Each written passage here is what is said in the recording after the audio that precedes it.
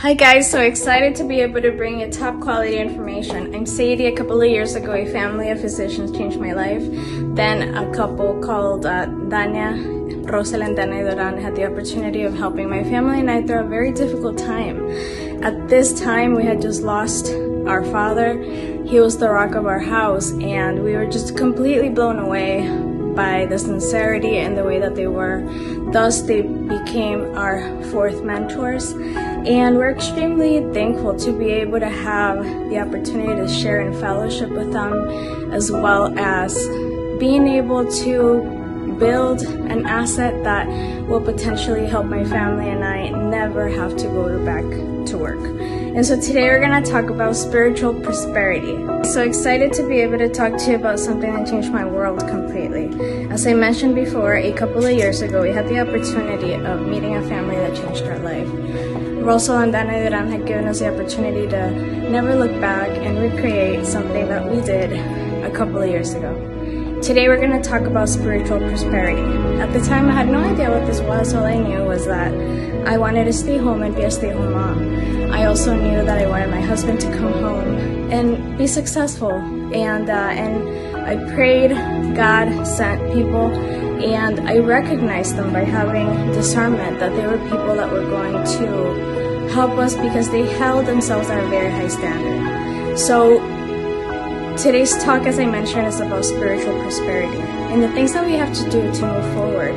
And as I mentioned, my mentors introduced us into an invitation-only type of mentorship program that changed the course of our family twice.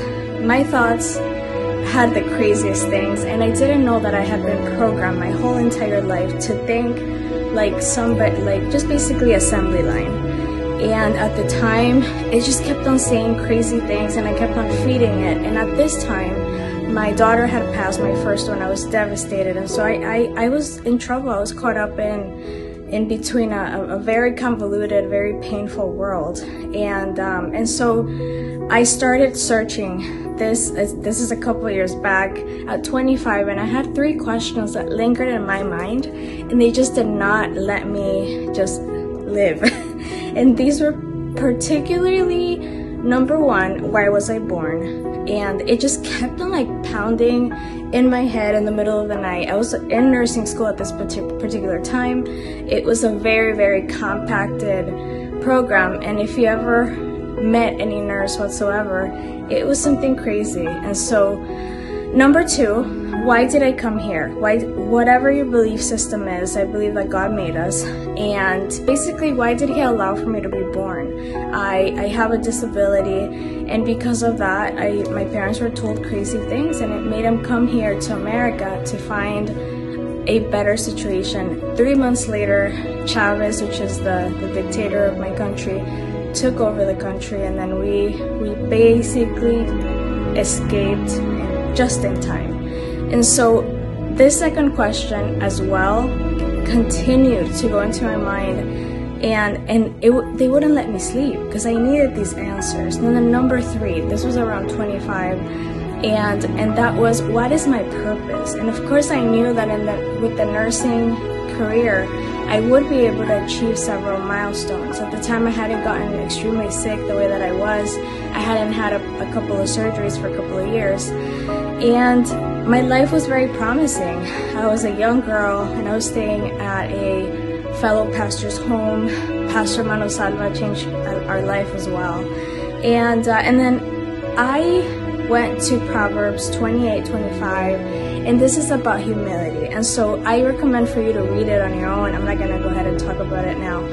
But something that really brought it literally blew my mind was this verse that said, "An arrogant man stirs up strife, but the one who trusts in the Lord will prosper."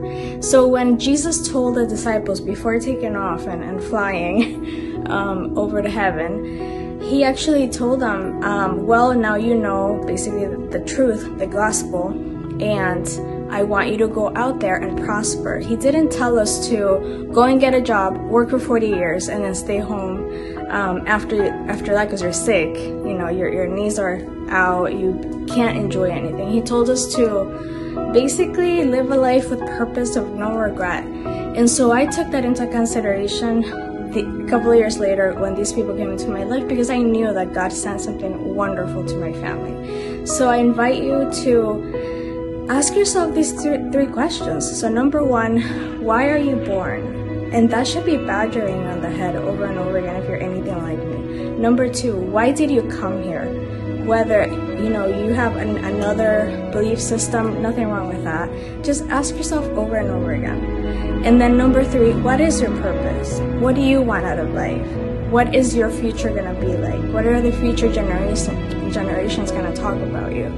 Are they gonna remember you? Are you gonna be in textbooks? With the times that we're living currently, you have to know that you're worth so much more. But I shouldn't have to be the one to tell you.